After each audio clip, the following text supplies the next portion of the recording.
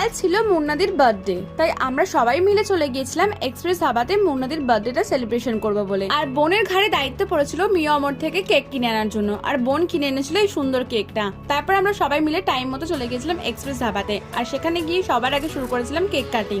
আমরা সবাই মিলে একেবারে প্ল্যান করেই গিয়েছিলাম যে আমরা ধাবা থেকে ডিনারটা সেরেই ফিরবো, তার জন্য আমরা একটু দেরি করেই বেরিয়েছিলাম। তারপর কেক কাটিং পর্ব মিটিয়ে আমরা আমাদের খাবারগুলো অর্ডার দিয়ে দিয়েছিলাম, আর খাবার আসার আগে অবধি চলছিল আমাদের কেক খাওয়ার পর্ব। সবাইকে যথারীতি মুন্নাদির নিজের হাতে কেক খাইয়ে দিচ্ছিল, আর কেক খাওয়ানোর পর যে কেকগুলো বাকি ছিল ওগুলোই আমরা সবাই মিলে সাবার করে দিয়েছিলাম। আর তার মাঝখানে চলে এসেছিল আমাদের অর্ডার করা খাবারগুলো। মুন্নাদি তখন সবাইকে খাবারগুলো সার্ভ করে দিচ্ছিল, আর তখনই কেকের যে ক্রিম গুলো বেঁচেছিল সেগুলো দিদি এরকম ভাবে খাচ্ছিল।